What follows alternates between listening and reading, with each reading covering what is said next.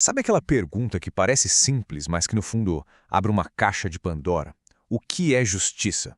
Pois é, em A República de Platão, essa perguntinha dá início a uma verdadeira batalha de ideias, uma que, olha, ecoa até hoje.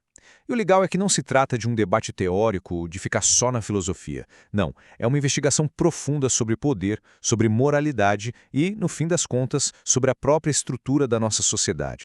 A história toda começa no Píreo, que era o porto de Atenas. Sócrates está voltando para casa, tranquilo, quando de repente os amigos dele o cercam. E eles deixam bem claro, ele não vai embora tão fácil assim. O jeito que eles convencem Sócrates a ficar já dá o tom de como vai ser o resto da noite.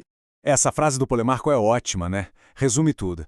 Não é bem uma ameaça, tá mais para um convite que não dá para recusar. E é essa detenção amigável que acaba levando Sócrates para casa, onde o debate sobre o que é justiça vai, literalmente, pegar fogo. Então, já na casa do Polemarco, Sócrates encontra Céfalo, um cara mais velho, rico. O papo começa super leve, sabe? Falando das vantagens de ter grana na velhice, mas não demora nada para a conversa mergulhar em águas filosóficas bem mais fundas. Para o Céfalo, a grande vantagem da riqueza era poder viver de consciência limpa. Como assim? Bom, poder pagar todas as dívidas, tanto com os deuses quanto com os homens, e nunca precisar mentir para ninguém. Basicamente, para ele, justiça era isso aí: falar a verdade e devolver o que se deve. Parece simples, né? Até que faz sentido. Ah, mas aí vem o Sócrates. E como sempre ele acha uma brecha na lógica com um exemplo genial de tão simples. Ele pergunta, ok, Céfalo, mas e se um amigo, em sã consciência, te empresta uma arma? E depois ele enlouquece e vem pedir a arma de volta. Devolver a arma seria pagar a dívida, certo? Mas seria um ato justo? De repente, aquela definição tão certinha do Céfalo já não parece mais tão sólida assim. O Céfalo, muito elegantemente, se esquiva da conversa. Diz que precisa ir cuidar de um sacrifício e deixa o filho dele, o Polemarco, com o abacaxi na mão para defender o argumento. Polemarco então traz uma nova ideia, uma que ele pegou do poeta Simônides. Essa nova definição parece mais forte, né? Justiça é dar aos amigos aquilo que é bom para eles e aos inimigos aquilo que é ruim. É uma visão bem comum, na verdade, quase um código de honra: ajudar os seus e prejudicar os outros. Certo. Vamos ver como Sócrates desmonta isso aqui. Primeiro, ele aponta para um problema bem óbvio: a gente erra. E se a gente confundir um amigo com um inimigo ou vice-versa, a gente pode acabar ajudando quem não devia e prejudicando a pessoa certa, o que seria o exato oposto da justiça. Mas o segundo ponto de Sócrates é ainda mais profundo. Ele questiona se um ato justo pode de fato gerar injustiça. Pensa bem, prejudicar alguém não torna essa pessoa pior, mais injusta? Se a resposta for sim, então a justiça, por definição, não pode envolver causar mal a ninguém. E bem na hora que o grupo parece ter chegado no impasse, que a coisa está ficando interessante, a discussão, que até então estava super educada, é interrompida. E de um jeito bem brusco. É que tinha alguém ouvindo o tempo todo, ficando cada vez mais impaciente com o que ele achava que era pura enrolação.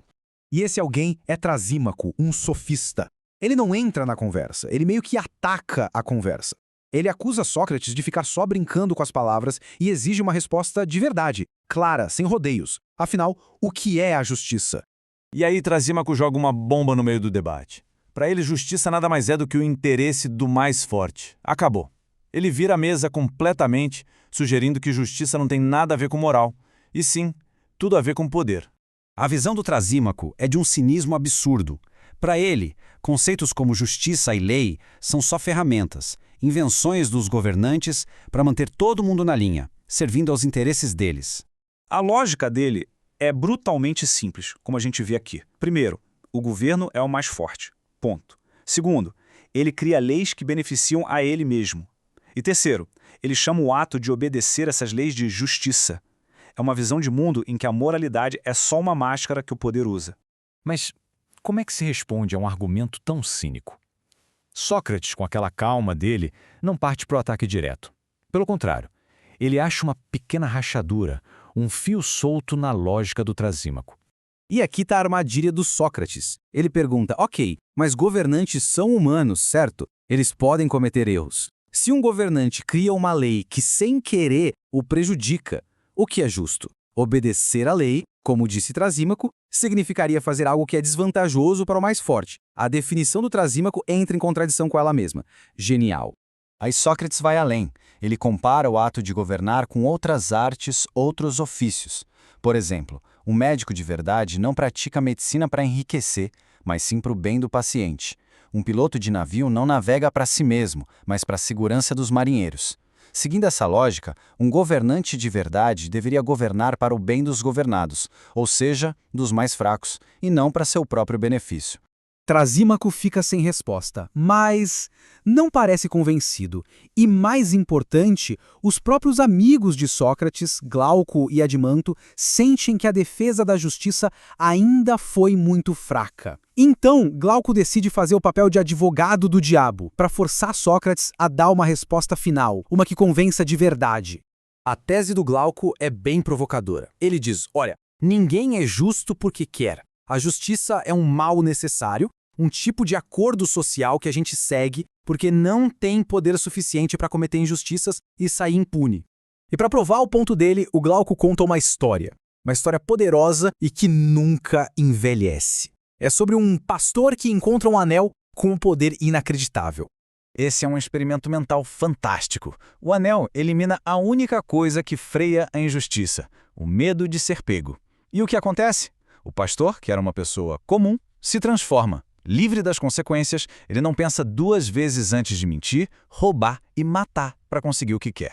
E aí vem a pergunta central do Glauco, uma pergunta que ecoa até hoje. Se a gente desse um anel desses para uma pessoa considerada justa e outra para uma injusta, será que no final das contas elas não agiriam do mesmo jeito? A sugestão aqui é aterrorizante. Talvez a nossa justiça seja só uma máscara que a gente usa por puro medo. Para tornar o desafio impossível de ignorar, Glauco leva o experimento a um nível ainda mais extremo. Ele pede para a gente imaginar dois homens. Um é perfeitamente justo, mas tem a fama de ser um monstro, sofre todo tipo de mal. O outro é o retrato da injustiça, mas todo mundo o celebra como um herói, um pilar da comunidade. Olhando para esses dois destinos, a pergunta de Glauco é direta, desconfortável. Sem os benefícios de uma boa reputação, o homem justo sofre horrores. Enquanto isso, o homem injusto aproveita todas as recompensas possíveis. Quem, no final do dia, vive a vida mais feliz? E chegamos à questão fundamental que Sócrates agora vai ter que responder. Não adianta mais só provar que a justiça é mais forte ou mais sábia. Ele precisa provar que a justiça por si só, mesmo sem nenhuma recompensa externa, mesmo com todo o sofrimento do mundo, ainda assim é a chave para uma vida boa e feliz. É um desafio gigantesco e é esse desafio que prepara o terreno para toda a construção da cidade ideal no resto de A República.